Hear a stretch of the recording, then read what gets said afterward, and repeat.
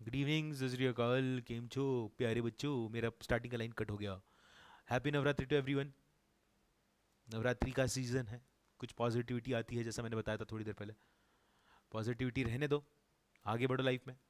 Festival हर साल आता है बट पॉजिटिव फील लाता है, तो हर फेस्टिवल हमें पॉजिटिविटी सिखाता है। पॉजिटिव रहेंगे तो लाइफ में आगे बढ़ेंगे, ठीक है। नेगेटिव रहेंगे तो भी लाइफ में आगे बढ़ेंगे। It doesn't matter until and unless you don't stop working hard. Let us begin. I can see only 6 students over here, out of which 5 have messaged me: Jayesh, Abhir, Shrenik, Brijesh, and Manali, and Sheila. Very good.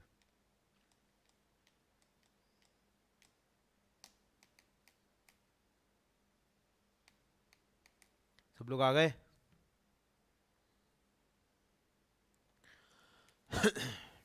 Hi Palak.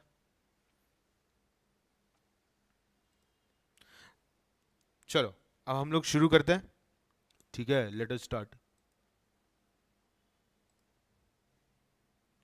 So last time हमने राइलेंड्स versus Fletcher का case law देखा। राइलेंड्स का एक बहुत बड़ा मिल था, industry था, नीचे फ्लेचर का कोल माइन था। राइलेंड्स ने इंजीनियर्स को बुलाया और अपनी जमीन के ऊपर, जिसके नीचे पुराने कोल माइन शाफ्ट्स थे, पुराने माइन शाफ्ट्स थे, उसी जमीन के ऊपर उसने पानी की टंकी बनाई। वो नीचे के जो माइन शाफ्ट थे वो उसका वजन नहीं सहन कर पाए, and because of that the entire water tank collapsed. Water चला गया फ्लेचर के घर में, फ्लेचर के कोल माइन में। फ्लेचर की माइन हो गई बर्बाद। फ्लेचर को आया गुस्सा। फ्लेचर ने बोला रायलैंड भाई तेरे को मैं छोड़ेगा नहीं। रायलैंड भाऊ के पास गए हमारे फ्लेचर। फ्लेचर ने बोला पैसा दे। रायलैंड ने बोला मैं क्यों दूं, इंजीनियर को पकड़। बात गई कोर्ट में। कोर्ट में जो जज थे उनका नाम था जस्टिस ब्लैकबर्न। जस्टिस ब्लैकबर्न ने ये जजमेंट दी। उन्होंने बोला person for who person who for his own purpose brings on his land, अपने काम के लिए अपने जमीन पे कुछ लाता है, कलेक्ट करता है, एंड वो ऐसी चीज लाता है या कलेक्ट करता है जिसके कारण मिसचीफ हो सकती है अगर वो उसके लैंड के बाहर निकली तो उसने जो लाया है या जो उसने कलेक्ट किया है जिसके कारण मिसचीफ हो सकती है, उसने अपनी जिम्मेदारी पे लाया है। And he does not do so prima facie answerable for all the damage which is the natural consequence of escape।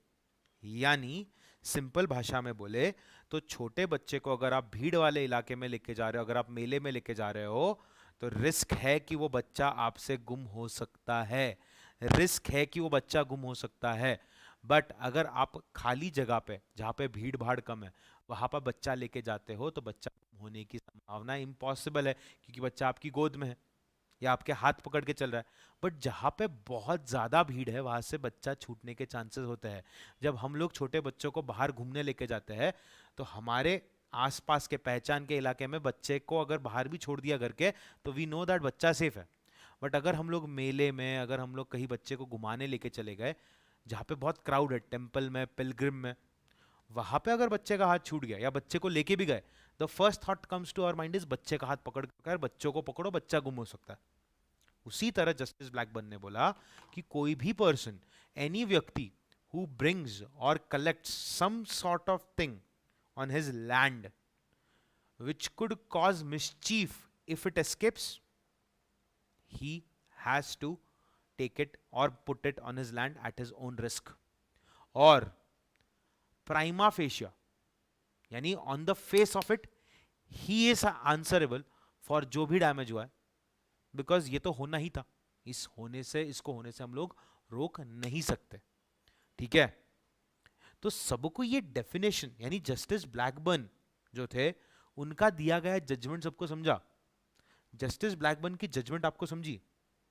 And justice Blackburn जो है उन्होंने ये जजमेंट दी दो प्रिंसिपल के बेसिस पे। हम लोग को प्रिंसिपल देखेंगे, पहले जजमेंट समझी गए बताओ।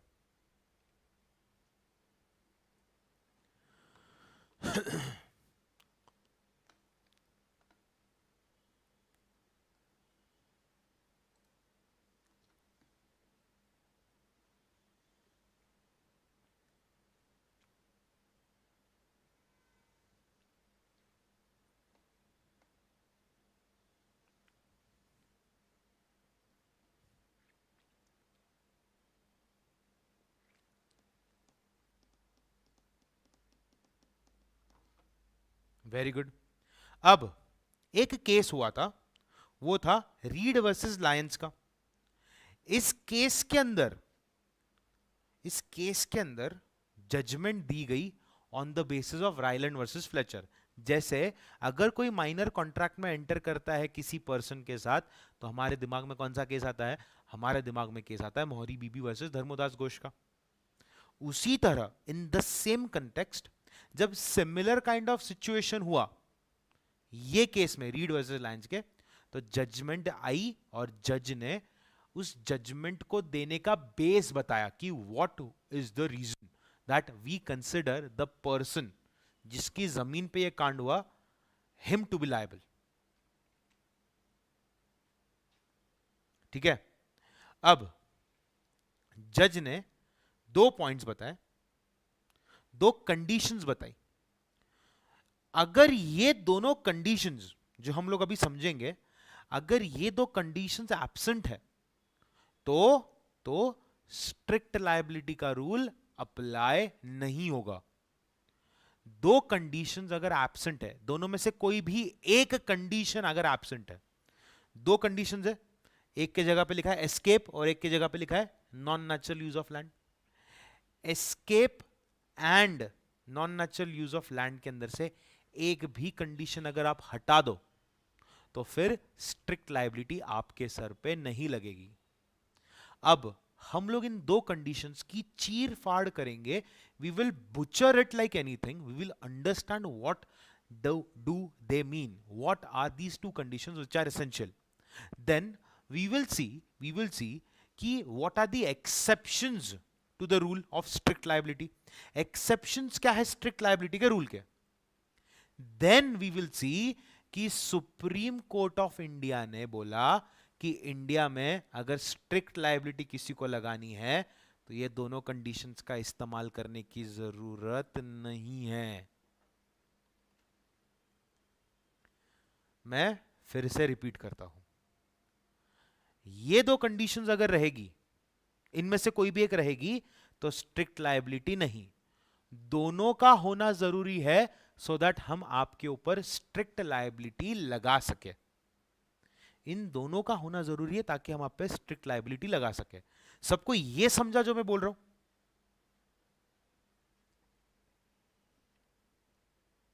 सबको ये समझा जो मैं कहने की कोशिश कर रहा हूं? सबको ये समझा?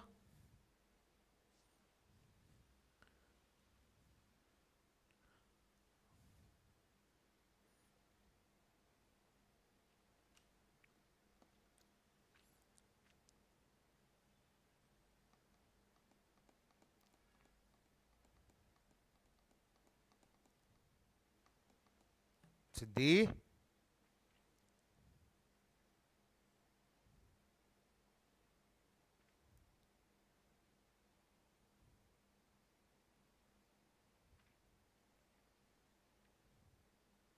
स्ट्रिक्ट लायबिलिटी भूल गई सिद्धि?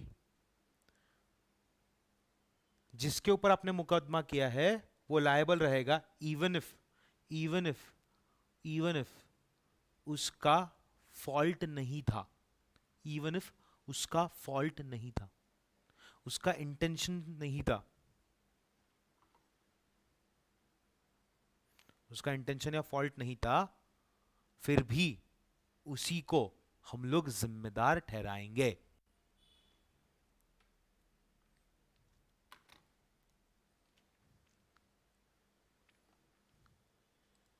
अब ध्यान से सुनो, दो कंडीशंस में से कंडीशन नंबर 1, हम लोग इस कंडीशन को ब्रेकअप करेंगे। एस्केप, डिफेंडेंट यानी कौन? जिसने मेरे साथ बुरा किया, उसकी इच्छा थी नहीं थी पता नहीं। डिफेंडेंट यानी कौन? जिसने मेरे साथ बुरा किया। यानी अगर मेरे साथ बुरा हुआ तो मैं उसके अगेंस्ट सूट फाइल करूंगा। जिसके अगेंस्ट आपने सूट फाइल किया उसको खुद को डिफेंड करना है कि मेरी गलती नहीं थी, उसका नाम होता है डिफेंडेंट। मेरी जगह है वहां से, या मेरे ऑक्यूपेशन की जगह है, या तो ऐसी जगह जहां पे मेरा कंट्रोल है, या तो ऐसी जगह जो मेरे ऑक्यूपेशन के बाहर है बट उस चीज के ऊपर मेरा कंट्रोल है। कोई प्लेस जिस पे मेरा कंट्रोल है, मेरे बिजनेस की प्लेस हो सकती है, कोई भी प्लेस हो सकती है, वहां से अगर अगर कोई चीज एस्केप होती है, मेरी कोई जगह जिस पे मेरा कंट्रोल है, कोई ऐसी जगह जिस पे मेरा कंट्रोल है, मेरा बिजनेस भी हो सकता है, मेरा घर भी हो सकता है, वॉट एवर इट इज, वहां से अगर कोई चीज निकलती है और उसके निकलने के कारण मिसचीफ हो सकता है, यानी किसी का नुकसान हो सकता है, नंबर वन। नंबर टू, मैंने लैंड का नॉन नेचुरल यूज किया। अब देखो, नेचुरल यूज ऑफ लैंड मतलब क्या? घर के अंदर पानी का पाइप लगाना, मूवीज में देखते हो फायर प्लेस होता है जहां पे हम लोग घर में चिमनी की तरह आग लगाते हैं, जहां पे सांता क्लॉज उतर के आता है, वहां पे आपने आग लगाई, ये सब नेचुरल यूज है। इलेक्ट्रिक वायरिंग लगा के रखी है, इलेक्ट्रिक वायरिंग में शॉर्ट सर्किट हो सकता है बट आपने नेचुरल यूज किया है ना, ये सब नेचुरल यूज है। नॉन नेचुरल यूज है नहीं, जमीन के ऊपर कुछ तो बहुत भयानक सा कांड किया आपने, नॉर्मली लोग जो जमीन के ऊपर नहीं करते हैं, आपने वो कर दिया। आपके पास से कुछ एस्केप हुआ और उसके एस्केप होने के कारण किसी का नुकसान हुआ, ये एंड आपने लैंड का नॉन नेचुरल यूज किया। अच्छा, नुकसान होने की संभावना है, likely to do mischief if it escapes, यानी नुकसान हो भी सकता है, नहीं भी हो सकता है।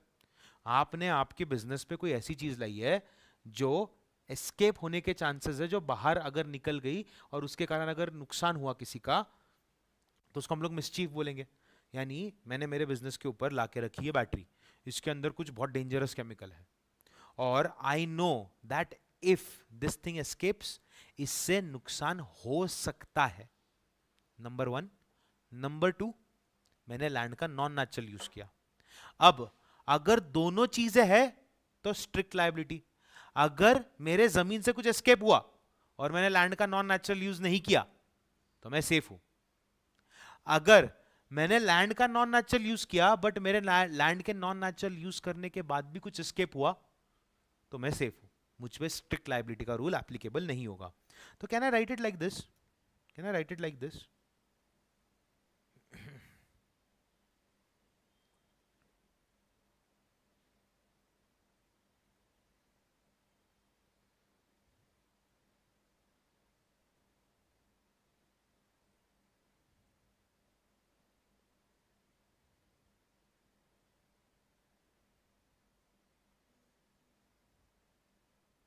अरे यार,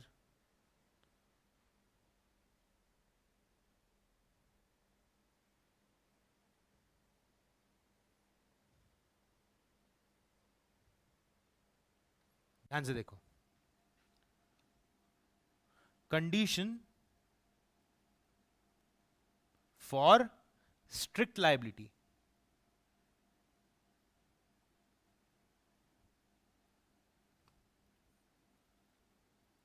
number one, escape from defendant. कहां से एस्केप हो सकता है? प्लेस ऑफ ऑक्यूपेशन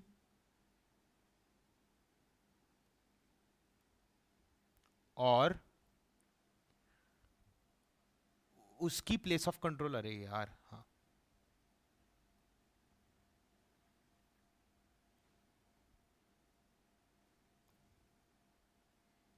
एस्केप हुआ फ्रॉम प्लेस ऑफ ऑक्यूपेशन और प्लेस ऑफ कंट्रोल विच, अरे यार, is likely to cause mischief.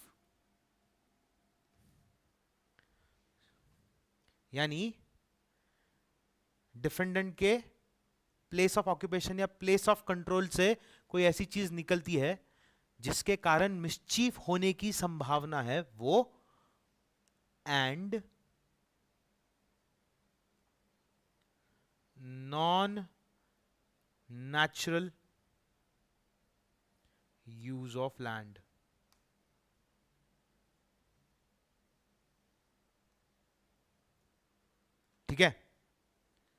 ये दोनों का होना जरूरी है। नॉन नेचुरल यूज किया बट आपके जमीन पे से कोई वो चीज निकली नहीं, आप सेफ हो, स्ट्रिक्ट लाइबिलिटी नहीं लगेगी।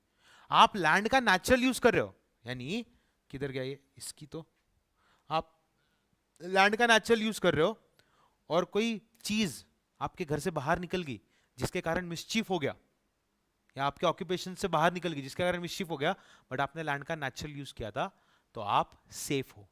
ये दोनों की दोनों कंडीशन सेटिस्फाई होनी चाहिए सो दैट आपके ऊपर स्ट्रिक्ट लायबिलिटी हम लोग लगा सके।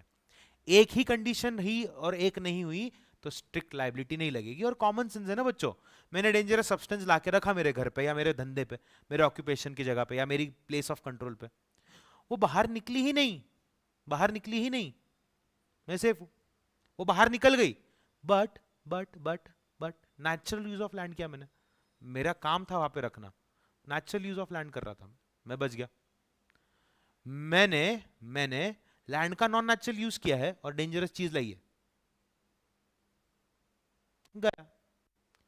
नेचुरल यूज किया, सॉरी नेचुरल यूज किया और डेंजरस चीज लाई, मैं सेफ हूं। नेचुरल यूज कर रहा हूं, सेफ हूं मैं। सबको समझा, लॉजिक समझा सबको?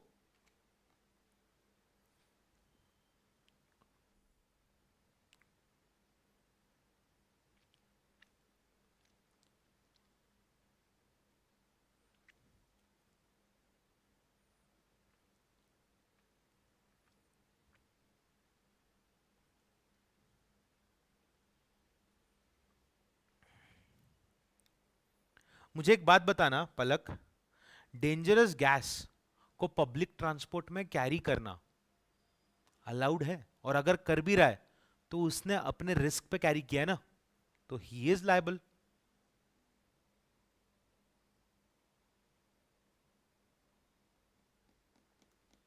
सबको ये दोनों कंडीशन समझी बच्चों? कंडीशन सेटिस्फाई दोनों होनी चाहिए, सबको समझी कंडीशन?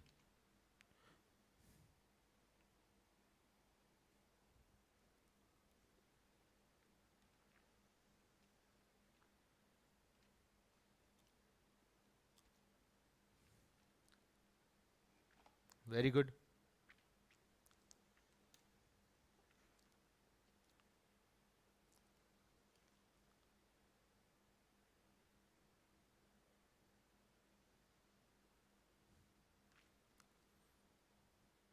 Very good. अब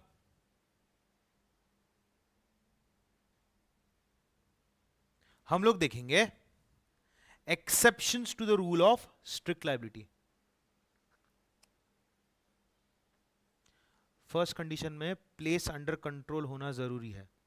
हाँ बट पलक कॉमन सेंस लगाओ ना, प्लेस ऑफ कंट्रोल है बट आप कैरी कर रहे हो ना। मुझे एक बात बताओ, आप पब्लिक ट्रांसपोर्ट में गैस कैरी कर रहे हो तो आप किसको लायबल ठहराओगे फिर? आप कॉमन सेंस लगाओ, यहां पे टॉट मत लगाओ। और दूसरी चीज ये कि डेंजरस चीज का ही होना जरूरी है क्या? मेरे घर में फायर प्लेस है, मेरे घर में वाटर के पाइप्स है, नॉर्मल पानी फ्लो है, एक दिन पाइप अचानक से बर्स्ट हो गया, पानी चला गया। बस के अंदर डेंजरस गैस कैरी करना तो अलाउड ही नहीं है। आप ट्रेन में बस में अगर बैठोगे तो वहां पे लिखा होता है explosives not allowed, dangerous toxic substance not allowed. If found, उसके ऊपर फिर हम आपको अलग टाइप की पेनल्टीज लगाएंगे। मुझे एक बात बताना, मुझे एक बात बताना पलक, प्लेन के अंदर क्या आप चक्कू छुरी लेके जा सकते हो? नहीं। आप जो बोल रहे this is completely different. We are understanding strict liability. मेरी गलती नहीं है बट मैं बेवकूफ हूं ना जो कैरी कर रहा हूं बस के अंदर।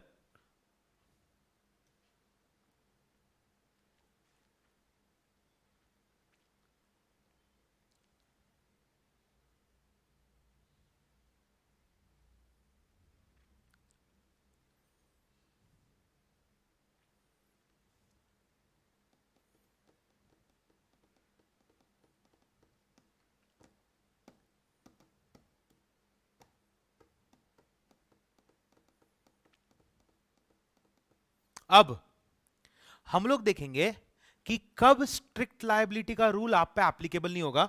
और देखो नंबर 1 क्या दिया है, damage due to natural use of land. अब राइलैंड वर्सेस फ्लेचर के केस में क्या हुआ था, उसने ना एक बहुत बहुत बड़ा क्वांटिटी के अंदर वाटर, बहुत ह्यूज वाटर रिजर्व बनाया, और it was huge huge humongous, जो जमीन पे बनाना नहीं चाहिए था। अब देखते हैं things which, things not essentially dangerous. देखो यहां पे एक वर्ड दिया है, things which are not essentially dangerous, things not essentially dangerous which is not unusual for a person to have on his own land. अगर ऐसा सोचेंगे हम लोग तो फिर गैस का सिलेंडर भी तो नॉन नेचुरल यूज होगा ना। कुछ ना कुछ हमें डिफाइन करना पड़ेगा ना, कि कुछ कैपेसिटी होती है। आप डे टू डे लाइफ में गैस का सिलेंडर इस्तेमाल करते हो, बट आप अगर सोचो, अगर आप दूसरे तरीके से सोचो, तो आप तो एक बॉम्ब पे बैठे हो ना। समझ में आ रहा है? जो नॉट इसेंशियली डेंजरस, यानी डेंजरस है बट बार बार, यानी उसके बाहर निकलने से बहुत बड़ा खतरा शायद हो, आप नेचुरल यूज ऑफ लैंड कर रहे हो। जैसे जैसे एक पर्सन अपने लैंड पे वाटर पाइप लगा सकता है, वाटर पाइप का इंस्टॉलेशन कर सकता है अपने बिल्डिंग में, नेचुरल यूज है। एक पर्सन माइन के ऊपर काम कर सकता है, मिनरल्स के ऊपर काम कर सकता है, खुदाई कर सकता है, ये नेचुरल यूज है। Lightning of a fire place, मेरे घर में मैंने वो सांता क्लॉज के लिए वो जगह बनाते हैं अपन, देखते हैं ना, उसके अंदर हाथ सेकते हैं, मूवीज में दिखाते हैं। Fire place natural use of land है, हाउस के अंदर। And necessary wiring for supply of electric light, natural use of land है। ठीक है, सो ये सारी चीजें नेचुरल यूज है, डेंजरस है बट डेली बेसिस पे कुछ ना कुछ ऐसा भयानक नहीं होता। ठीक है,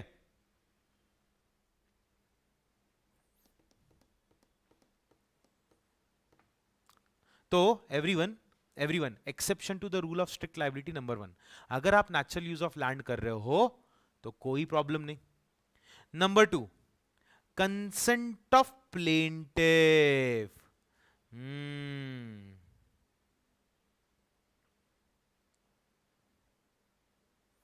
अब देखो,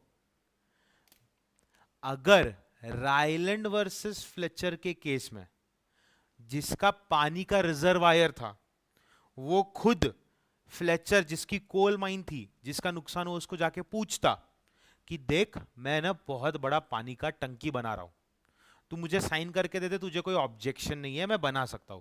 अगर तुझे ऑब्जेक्शन है तो मैं यहां पे नहीं बनाऊंगा। अब तूने ही पहले बनाने के लिए हाँ बोला, अब जब उसका नुकसान हुआ, वो जब चीज खराब हुई, तेरा नुकसान हुआ, अब तू बोल रहा है कि अब पैसा दे, तो तूने पहले साइन क्यों किया? तूने पहले हाँ क्यों बोला? तूने कंसेंट भी तो दिया था ना। अगर तू उसको मना करता तो फिर वो नहीं बनाता, या बना भी लेता और बनाता और नुकसान होता, तू पैसा मांग सकता। बट तूने हाँ बोलने के बाद पैसा कैसे मांगेगा तू? समझा सबको?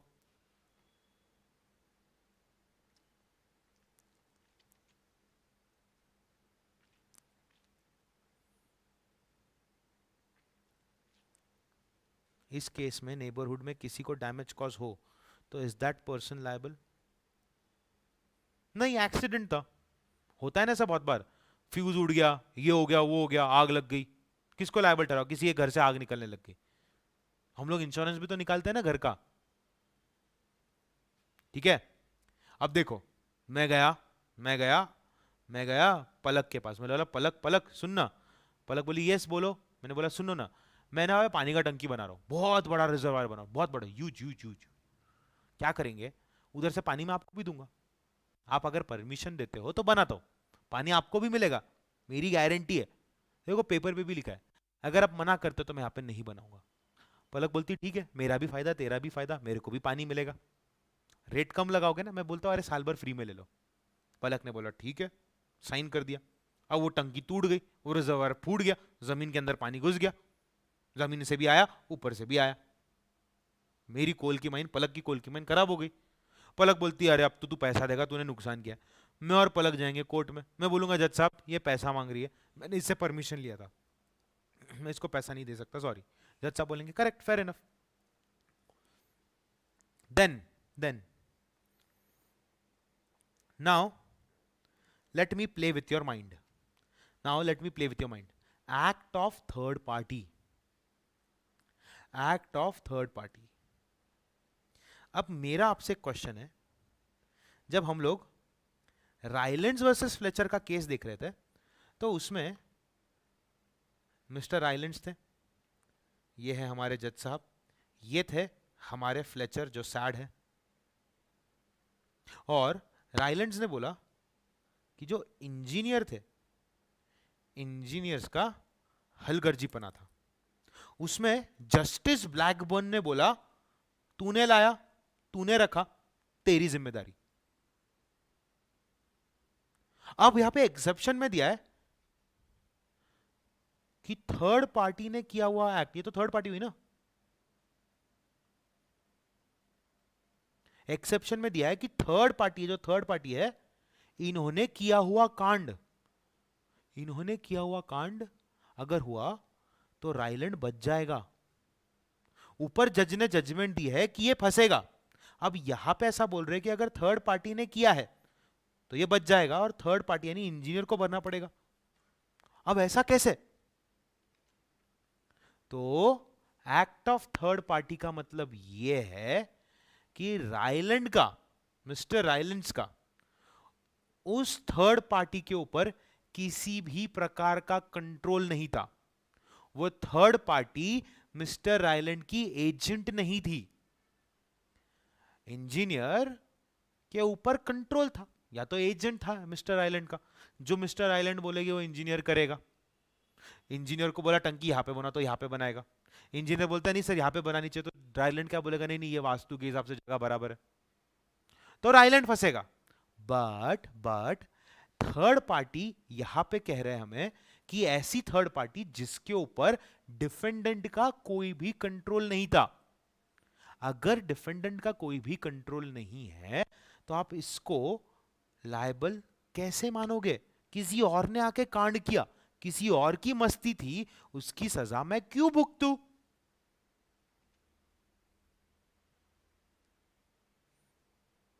ठीक है।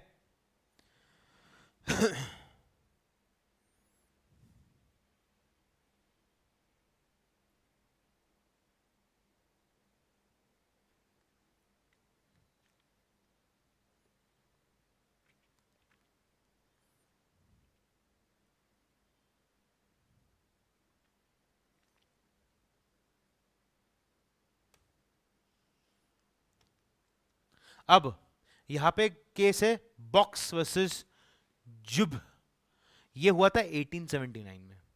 अब यहां पे क्या हुआ, एक पर्सन का पानी का रिजर्वायर था, उसके पानी के रिजर्वायर का जो पाइप वगैरह जाता था, वो पानी का रिजर्वायर फुल होता था और ओवरफ्लो होके पानी गिरता था और वो जाता था किसी और के लैंड में, किसी का फार्म, किसी का घर नुकसान हो गया, जज कोर्ट में बात गई। तो जज साहब ने बोला कि ये पानी का रिजर्वायर तो बना है बट पानी ओवरफ्लो क्यों हो रहा था? तो बोलता है मेरे को नहीं मालूम, किसी वो थर्ड पर्सन था उसने उसको ब्लॉक किया था, मेरा कंट्रोल होता तो मैं ऐसा होने थोड़ी देता जज साहब, मेरी क्या गलती? जज साहब बोलेंगे ठीक है थर्ड पार्टी की गलती है, उसके ऊपर तेरा कोई कंट्रोल नहीं था, ना ही वो तेरा एजेंट था, ना ही तेरा वो सर्वेंट था। तेरा सर्वेंट होता तो वाइकेरियस लाइबिलिटी भी होती, वो हम लोग आगे पढ़ेंगे। एक्ट ऑफ थर्ड पार्टी सबको समझा क्या?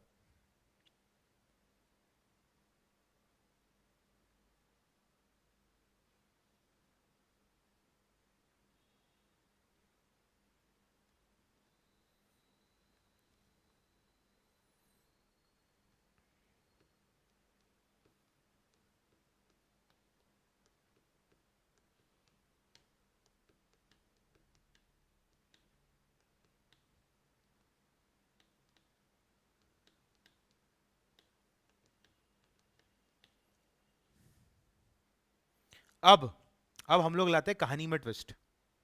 मान लो जो हमारा डिफेंडेंट है, जिसके ऊपर हमने सुनवाई कोर्ट में केस जारी किया है, जो कह रहा है कि मेरी गलती नहीं है, अगर अगर उस बंदे का विजन होता है या उसने फोरसी किया होता कि ऐसा ये स्ट्रेंजर कर सकता है, अगर उसे पता होता कि स्ट्रेंजर ऐसी हरकतें कर सकता है, तो यहां पे उसका गला हम लोग पकड़ सकते हैं। बट अगर ना मुझे सपना आएगा ना किसी और को सपना आएगा, किसी ने कीड़ा कर दिया, तो यहां पे वो थर्ड पार्टी कौन है जिसके ऊपर मेरा कोई भी कंट्रोल नहीं, जो मेरा एजेंट ही नहीं, जो मेरा सर्वेंट ही नहीं, ठीक है। हाँ, बट अगर मैंने प्रिवेंशन नहीं लिया, कि मैंने फॉरसी किया था कि ऐसा हो सकता है, बट मैंने प्रिवेंशन नहीं लिया, तो मैं लायबल हूं। मेरे प्रिवेंशन लेने के बाद, फॉरसी करने के बाद भी कोई थर्ड पार्टी आके कीड़े करता है, तो फिर मैं लायबल नहीं हूं। ठीक है। अब बहुत इंटरेस्टिंग चीज दिखाता हूं।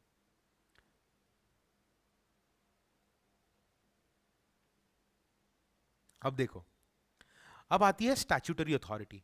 अब मुझे एक बात बताना, स्टैट्यूटरी अथॉरिटी यानी क्या? What do you mean by the term statutory authority? What do you mean by the term statutory authority? Statutory authority म्हणजे काय?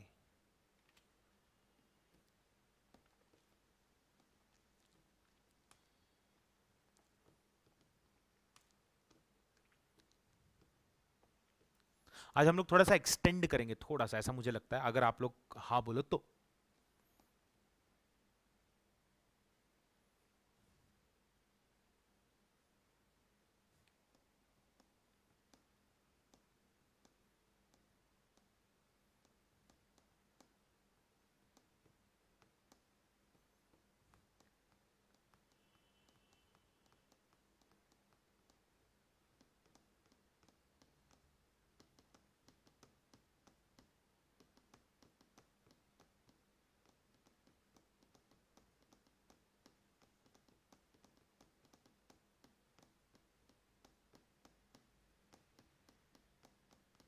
स्टैच्यूटरी अथॉरिटी मतलब क्या? मुझे बताओ, स्टैच्यूटरी अथॉरिटी मतलब क्या?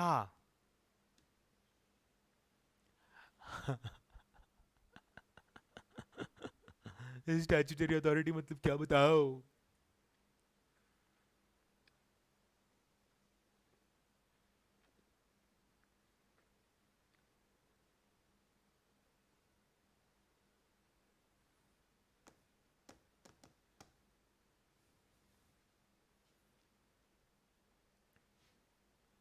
नॉन कॉन्स्टिट्यूशनल बॉडी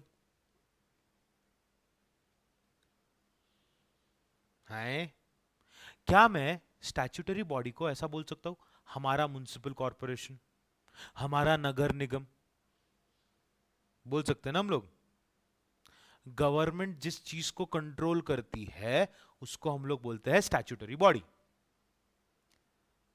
अब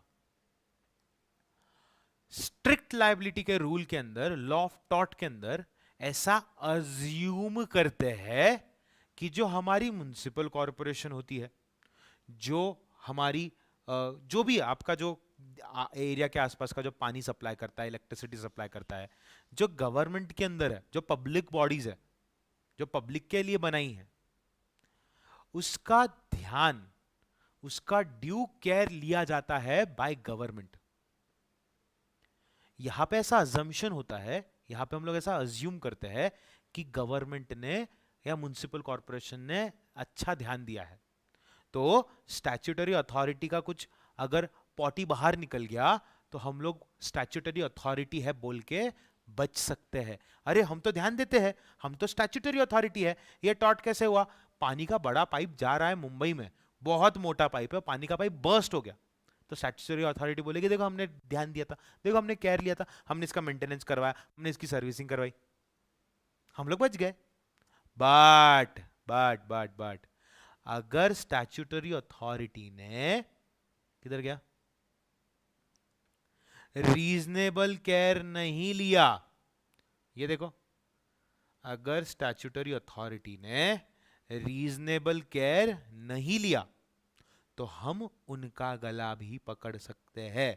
बट लॉ ऐसा बोलता है कि इनको एक्सेप्शन मान लो, म्युनिसिपल कॉर्पोरेशन को एक्सेप्शन, मतलब बहुत काम करते हैं, रोड बनाते हैं हर 6 महीने में नया, जो हर 2 महीने में गायब होता है, फिर उसके 4 महीने उनको लगता है रोड बनाने के लिए, रोड बनता है, रोड गायब होता है, बहुत मेहनत करते हैं, पानी का पाइप सड़ जाता है, पानी के पाइप में से पानी बाहर उड़ रहा होता है, बट काम कर रहे हैं, उनको बाकी भी काम है, ड्रेनेज संभालना है, इलेक्ट्रिसिटी सप्लाई संभालना है, बहुत ही मेहनती लोग हैं।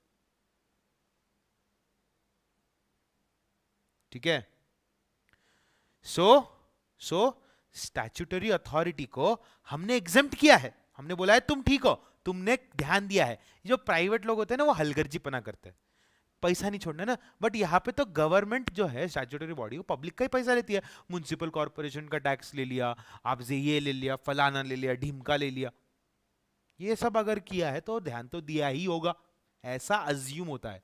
बट अगर आप कोर्ट में प्रूव कर दो कि उन लोगों ने रीजनेबल केयर नहीं लिया था, सर्विसिंग और मेंटेनेंस पाइप का करवाना चाहिए था उन्होंने पिछले साल, देखो बिल देखो हमने पता किया है, इन्होंने लास्ट मेंटेनेंस करवाया था 2015 में, चल रहा है 20, उनका मेंटेनेंस होना चाहिए था 2019 में।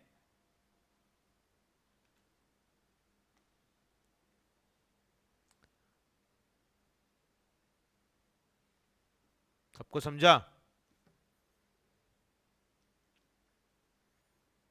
सो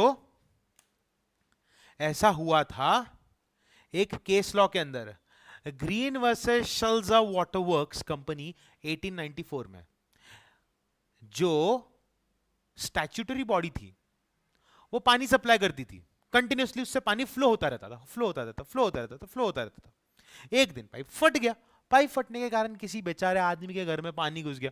अब वो पानी में स्विम कर रहा है, बोल रहा है क्या है ये, क्या है ये, स्टैट्यूटरी अथॉरिटी को छोड़ूंगा नहीं। स्टैट्यूटरी अथॉरिटी बोलती है हमने तो रीजनेबल केयर लिया था जी, हमारा काम है कंटिन्यूसली पानी सप्लाई करना, अगर हम पानी बंद कर देंगे तो लोग खाएंगे क्या, नहाएंगे क्या, पिएंगे क्या? समझा?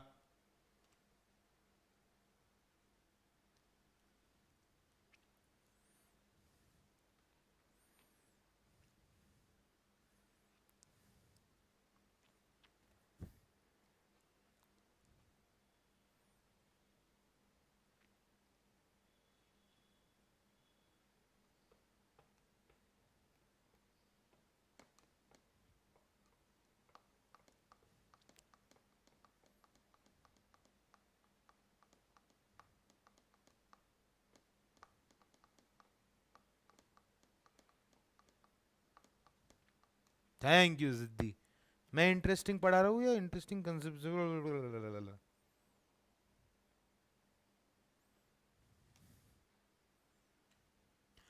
Act of God. मैंने रख दिया है बड़े बड़े भयानक भयानक केमिकल अपनी जमीन पे, मैंने रख दिया है बड़े बड़े प्लांट्स बना के केमिकल्स के, atomic bomb, atomic reactor, nuclear reactor, सब बड़े बड़े बना के रखे।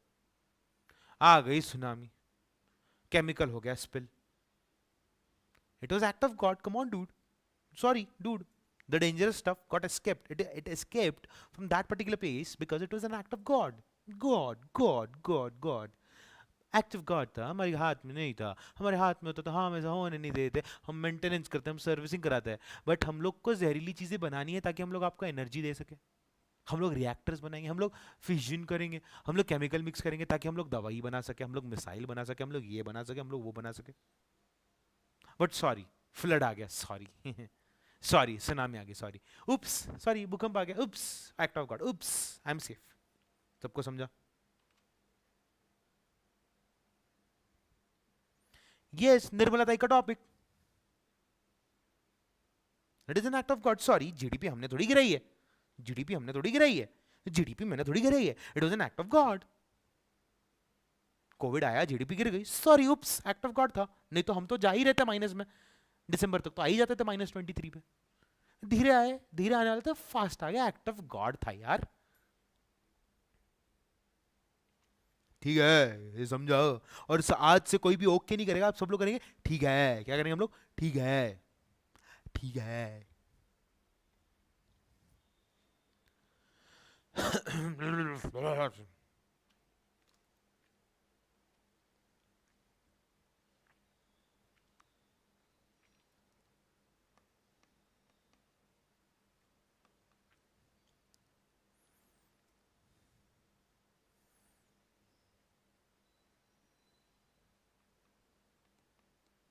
ओके, पहले कभी समझा मेरे को, मतलब तुम ओ माय गॉड क्यों बोल रही हो, मैं न्यूक्लियर रिएक्टर भूकंप की बात कर रहा हूँ तो I get it, I get it, it is an act of God, it is an act of God, it is an act of God. ठीक है, वो नहीं थी वो लड़की जो भाग के गई थी, लून लहसुन खाएंगे, हम जैसा भी है ठीक रहेंगे, ठीक है, हम हमारी मर्जी से भागे हैं, ठीक है, तो हम लोग भी करेंगे, ठीक है। यस यस, परेश रावल वाला मूवी, पर सवाल आएगा नहीं वो मेरे को मारेगा, वो बोलेगा मेरे अंदर भी भगवान है, खा लाफा। ये एक्ट ऑफ गॉड, मतलब बच्चों हम लोग को कोई तो चाहिए ना ब्लेम करने के लिए। हम इंसान इतने निकम्मे हैं कि अगर फ्लड आया जिसमें हमने इंटरफेयर नहीं किया, कोई तो ऊपर है, कोई तो ऊपर है, एक्ट ऑफ गॉड। ठीक है। Escape due to plaintiff's own default. Uh uh uh uh uh uh uh अ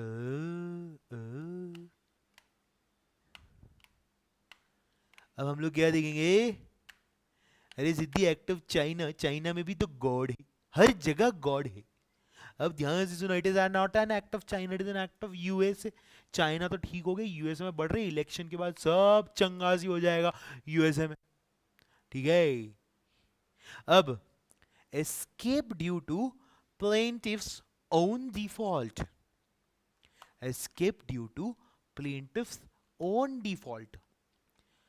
अगर जिस बंदे ने मेरे खिलाफ काड़ी लगाई है, जिस बंदे ने मेरे खिलाफ काड़ी लगाई है, उसके मेरे खिलाफ काड़ी लगाने से पहले उसने वो डेंजरस चीज के ऊपर काड़ी लगाई। मतलब लिखा है, बड़े बड़े अक्षरों में लिखा है, authorised personnel only, only the engineer can enter in this room, no one outsider is permissible inside this room, not allowed to go beyond this point।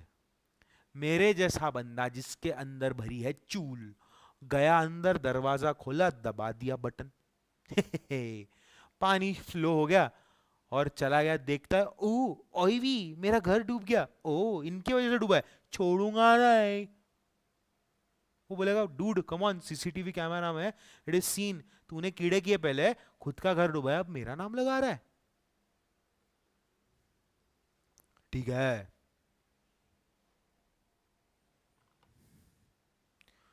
खुद घुस के मेरी प्रॉपर्टी में पहले करता है कीड़ा, मेरी प्रॉपर्टी में घुस के कीड़े करता है तू, और फिर बोलता है मैंने नुकसान किया। ऐसा कैसा चलेगा?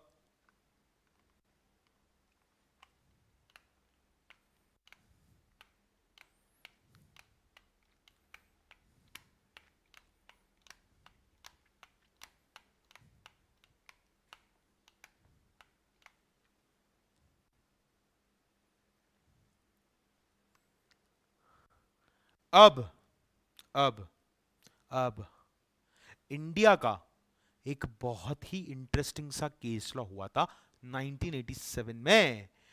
इसका नाम था एमसी वेता वर्सेस यूनियन ऑफ इंडिया।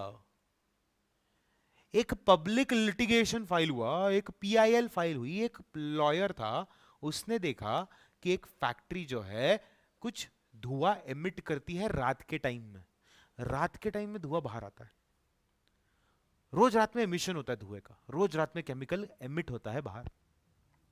और उसी के पहले हम लोग जस्ट उभरे थे भोपाल गैस ट्रेजेडी से, हम लोग का इकोनॉमी भी डूब रहा था, हम लोगों को समझ में आ रहा था कि इंडस्ट्रीज नौकरी तो लाती है बट लोगों की जान भी लेती है।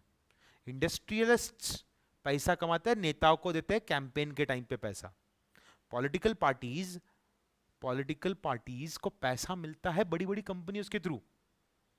आज अगर आप थोड़ा सा दिमाग लगाओ तो जब इलेक्शन होता है तो इलेक्शन में इतनी सारी रैलियां निकलती है, ये बड़े बड़े होर्डिंग्स लगते हैं, वो गाड़ियां घूमती है, यार इलेक्शन में पैसा देते हैं, मैं खुला बोलता हूँ, आते हैं घर पे बोलते पैसा देंगे, कितने लोग हैं बताओ, वोटर आईडी बताओ, 5-5 हजार एक वोट का मिलेगा, मैं खुला बोलता हूँ, करते सब लोग करते हैं, हर जगह पे होता है।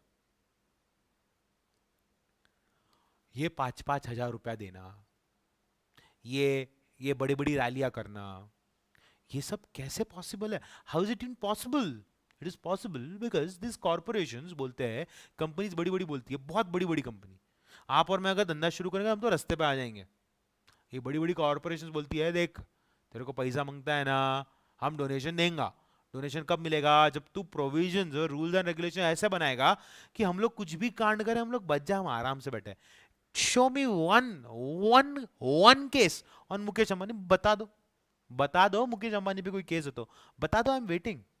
अभी रिसेंट में जो चल रहा है कोई है? और अगर हो भी गया तो उस आदमी के पास इतना पैसा है कि इंडिया के जितने भी जजेस और कोर्ट से सबके जजेस को खरीद सकता है वो। हाँ, वो बात अलग है कि जजेस का भी अपना एक मोराल होता है, but we are human beings, come on, no matter how good और what position you are at, आदमी फिसलता है। अब हम लोगों ने स्ट्रिंजेंट लॉज बनाना शुरू किया, हम लोगों ने स्ट्रिंजेंट लॉज बनाना शुरू किया। हम लोगों ने फैक्ट्रीज एक्ट बनाया, हम लोगों ने environmental pollution control and prevention act बनाया, हमने नेशनल ग्रीन ट्रिब्यूनल को एस्टैब्लिश किया। हमने बोला हम भी केमिकल से लड़ेंगे, हम लोग भी फैक्ट्रीज को रोकेंगे। लोग बोलते हैं ना गवर्नमेंट कुछ नहीं कर रही, सरकार कोई कानून बनाओ, सरकार कोई कानून बनाओ, सरकार ने बोला बनाओ कानून, जो भी कोई एक आधा मिलता है उसको फंसा दो उसके अंदर, फंस गए। तो ये हुआ था MC Mehta versus Union of India के अंदर कि वो कंपनी रात में एमिशन करती थी और उस कंपनी ऑफ इंडस्ट्री के आसपास तो बहुत सारा बस्ती था। तो ये बंदे ने देखा कि रात के टाइम में साला एक केमिकल बाहर निकल रहा है, धुआं बाहर निकल रहा है, इससे तो लोगों को हार्म हो सकता है। आज नहीं होगा, लॉन्ग टर्म में होगा। जो इस धुएं के रोज इनहेल करता है उसको तकलीफ होने के चांसेस है। जिसकी एज ज्यादा है, जिसको अस्थमा है, जिसको ब्रोंकाइटिस है, वो कुछ ना कुछ बीमारी पकड़ लेगा, कैंसर हो सकता है, टीबी हो सकता है। उसने कोर्ट में दलील फाइल की। अब कोर्ट में जब वो गया सुप्रीम कोर्ट के पास, तो सुप्रीम कोर्ट ने बोला कि रायलैंड वर्सेस फ्लेचर के केस में दो कंडीशंस को सेटिस्फाई करना जरूरी है, एक तो एस्केप होना चाहिए, एक तो non natural use of land होना चाहिए। फिर सुप्रीम कोर्ट ने बोला कि हम लोग रायलैंड वर्सेस फ्लेचर की जजमेंट को बेस मान के जजमेंट नहीं दे सकते। वो देश अलग है, वो देश का डेमोग्राफ अलग है, वो देश का साइज अलग है, हमारे देश का साइज अलग है, हमारे देश का डेमोग्राफी अलग है। हमारे देश में जहां पे इंडस्ट्री होती है, वहां पे लोग भागते हैं। हम लोग गाइडलाइंस बनाते हैं कि ये टाइप के इंडस्ट्रीज को जहां पे रेसिडेंशियल एरिया उससे कितना दूर होना चाहिए। हमने बनाए जोन्स बनाए, ग्रीन जोन, रेड जोन, हमने ऑरेंज जोन, हमने सारे जोन्स बनाए। West Bengal is the first state जिसने जोन बना के रखा है। बंगाल में जोन है, प्रॉपर जोन बनाया है स्टेट गवर्नमेंट ने। तो ऐसा फॉलो करते हैं हम लोग बाबा, ऐसा थोड़ी है। सुप्रीम कोर्ट ने बोला कि we have to evolve new principles, new principle and lay down new norms which would adequately deal with the new problems which arise in a highly industrialized economy. We cannot allow our judicial thinking to be constricted by the reference of the law as it prevails in England or for the matter of fact in any other foreign country. मतलब मतलब मतलब foreign country की judgement को base मान के हम judgement देते हैं, मानता हूं, हम लोग बहुत बार करते हैं, जजमेंट देंगे, क्योंकि लॉ एक ऐसी चीज है जो सबके लिए सामान्य है। बट वो देश अलग है, उनका इंडस्ट्रियलाइजेशन अलग है, हमारा इंडस्ट्रियलाइजेशन अलग है। वहां पे सेफ्टी मेजर्स और सब मिलता है वर्कर को, वहां का वर्कर भी एक स्टैंडर्ड लाइफ जीता है। हमारे यहाँ का वर्कर तो स्टैंडर्ड लाइफ भी जी नहीं सकता, दिन का 40 रुपया भी कमा ले तो बहुत है। डेली वेज वर्कर होते हैं, इंडिपेंडेंट कॉन्ट्रैक्टर्स होते हैं, लोग बिल्डर्स कंस्ट्रक्शन कर देते हैं इमारतों का इंडस्ट्रीज के पास, धुआं सूंघो और मरो, ऐसा नहीं चलेगा। जो इंडस्ट्री है उसको बुलाओ, वो इंडस्ट्री का वकील बोलेगा बट जज साहब रायलैंड वर्सेस फ्लेचर के केस में, जज साहब बोलेंगे चुप, पढ़िए, मैंने लिखा है अभी। सबको समझा?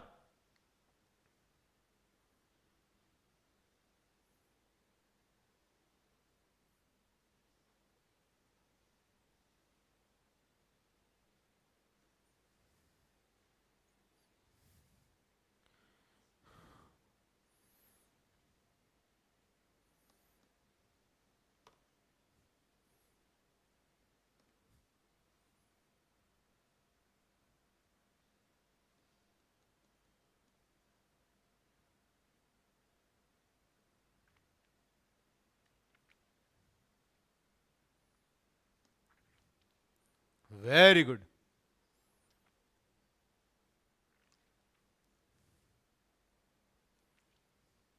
Very good.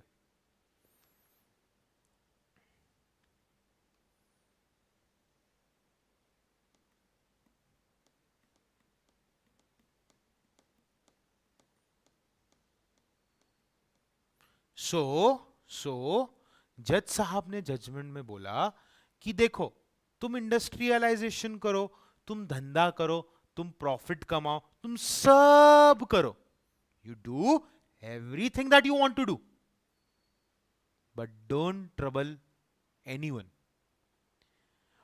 You if have undertaken if you have undertaken to run such kind of a business, अगर आपने अंडरटेकिंग लिया कि मैं ऐसा बिजनेस करूंगा, तो आपको यह भी अंडरटेकिंग में लेना है कि आपने सारे एकदम सेक्सी वाले, एकदम फटाक वाले सेफ्टी मेजर्स को इंस्टॉल और इंप्लीमेंट किया है। और इसके बाद भी, इतना सेफ्टी मेजरमेंट लेने के बाद भी अगर कुछ बाहर निकलता है तो मुन्ना तेरा गला हम लोग दबाएंगे। तू ये नहीं बोल सकता कि मैंने सेफ्टी मेजर लिया था। तू काम कर रहा है, तेरा ड्यूटी है कि तू किसी का भी नुकसान ना करे।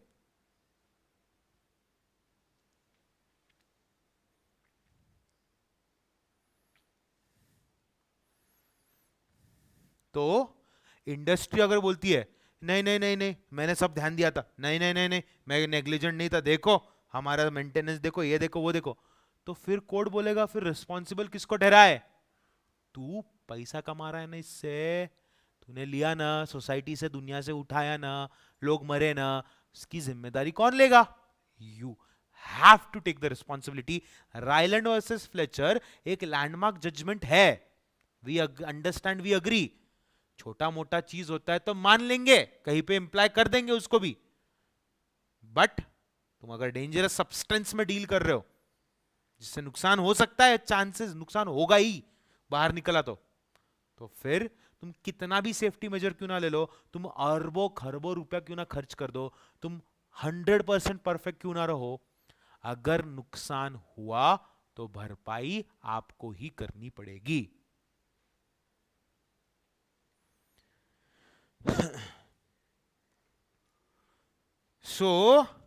सुप्रीम कोर्ट ऑफ इंडिया ने कौन से ऐसे केस में बोला कि रायलैंड वर्सेस फ्लेचर वाला रूल अप्लाई मत करो इधर?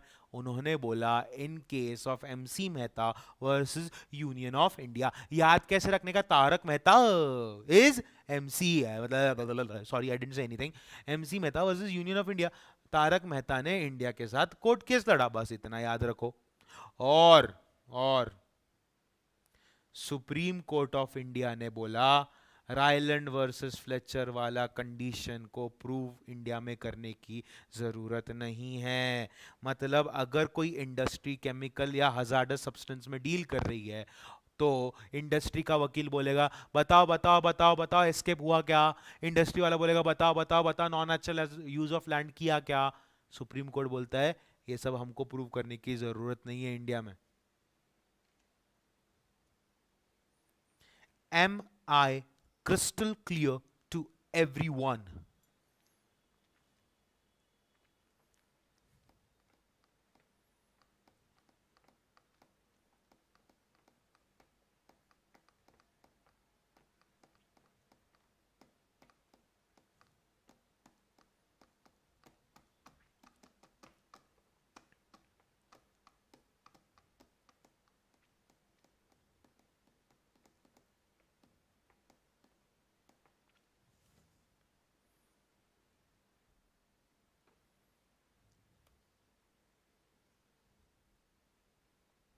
Oh my God.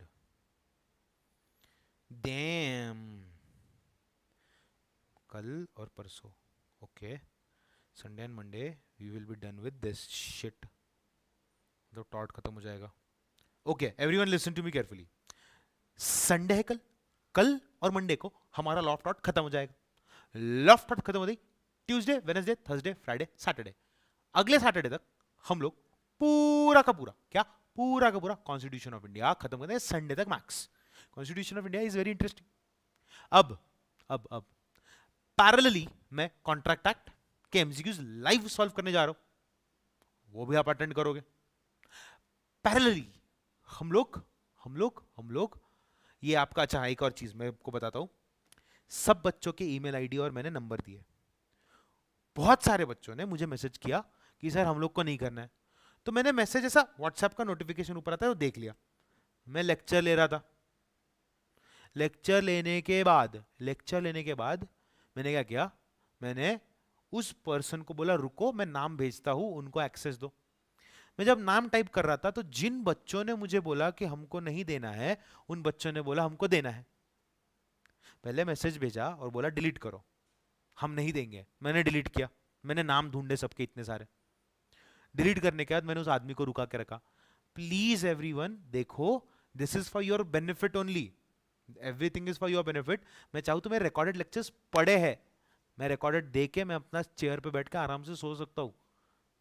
मैं आपके लिए लाइव आ रहा हूं, तो प्लीज थोड़ा सा रिस्पॉन्सिबल बनो। आपके फ्रेंड्स को पूछो कि तू दे रहा है या नहीं दे रही है, दे रहा है नहीं दे रहा है, दे रही है नहीं दे रही है, प्लीज पूछो। इसके वजह से ना कंफ्यूजन क्रिएट हो रहा है एंड वो सब मेरे पे आ रहा है। मैंने रिस्पॉन्सिबिलिटी उठाई आप लोगों की, तो मेरे पे आ रहा है कि आप ऐसा क्यों कर रहे हो, आप ऐसा क्यों कर रहे हो। सो प्लीज थोड़ा सा रिस्पॉन्सिबिलिटी उठाओ। जो नहीं दे रहा है उनको पूछो कि तू दे रहा है कि नहीं दे रहा है बॉस। अब अपने ग्रुप में है 40 बच्चे, मुझे नाम दिया 44 बच्चों ने। अभी लाइव कितने देखो, 15 लोग लाइव देख रहे हैं। तो बाकी के जो 30 बच्चे हैं वो सच में दे रहे हैं क्या, एक बार अपने आपस में डिस्कस कर लो, ठीक है। वो बंदा एक्सेस रुका कर रहा है, आपका नुकसान हो रहा है बच्चों। मैंने मेरे एंड से सब कर दिया है, जब तक एग्जैक्ट फिगर नहीं पता चलता है वो लोग एक्सेस नहीं देंगे मुझे, आपको सॉरी। आज बहुत कंफ्यूजन, आज मैंने आपके ग्रुप में मैसेज डाला, आपको एक्सेस देने वाले थे, मैंने बोला एक बार लास्ट टाइम पूछ लेता हूं। पूछा तो कुछ बच्चों ने मना कर दिया। वो भी मना कब किया, शाम को मना किया, ठीक है। Is this concept of strict liability crystal clear to everyone. स्ट्रिक्ट लाइबिलिटी के होने के लिए देखो, स्ट्रिक्ट लाइबिलिटी के होने के लिए क्या जरूरी है, दो कंडीशंस का होना जरूरी है, एस्केप और नॉन नेचुरल यूज। इंडिया में जजेस ने बोला है कि हम इसको मानेंगे नहीं, प्रूव करने की जरूरत नहीं, मानेंगे बट प्रूव करने की जरूरत नहीं है, कोई प्रूव करता नहीं बटेगा, नुकसान हुआ है ना बर। कौन सा जज था जिसने जजमेंट दी, वो थे जस्टिस ब्लैकबर्न। अरे बिल्कुल डर मत, logical reasoning is based on practice. Daily basis पे अगर आप लोग 3 से 4 घंटा लॉजिकल रीजनिंग का प्रैक्टिस करते हो, वीडियो देख के, सर सिर्फ सॉल्व करते हैं, आपको देख के सिर्फ सॉल्व करना है, देखना है सॉल्व करना है, देखना है सॉल्व करना है, इतना करते हो तो आप आराम से पास हो जाओगे, क्योंकि लॉजिकल रीजनिंग 25 मार्क का है, 25 क्वेश्चंस ही आएंगे। लॉ है 25 का, 25 लॉ 25 लॉजिकल रीजनिंग, 50 मार्क्स है हमारे। हमको पासिंग के लिए कितना चाहिए, अपने को पासिंग के लिए चाहिए 12 mark.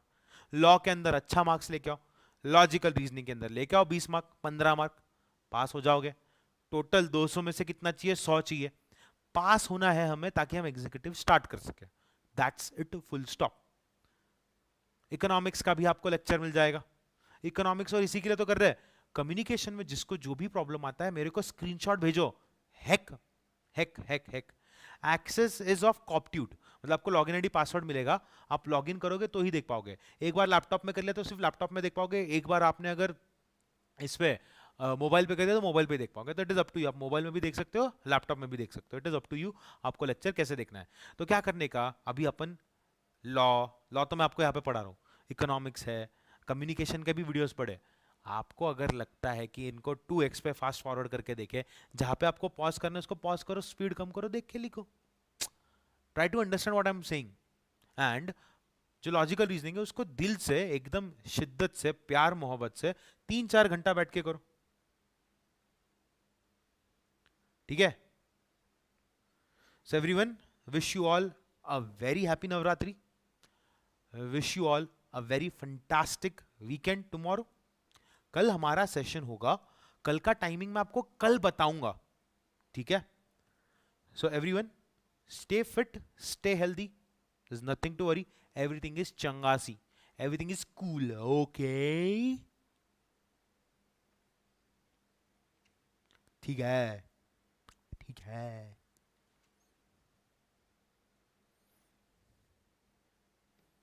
So everyone, that's it for today. Have a fantastic weekend again. जो बोला मैंने वापस से रिपीट कर रहा हूँ, सो जाओ। Very good Brijesh, very good. और आप लोग अपडेट दो मुझे, कितना घंटा पढ़ रहे हो, मुझे एक रफ आइडिया रहेगा। यस जयेश, चलो मैं बंद करता हूं, मिलते हैं कल, बाय। बंद करो, बंद करो।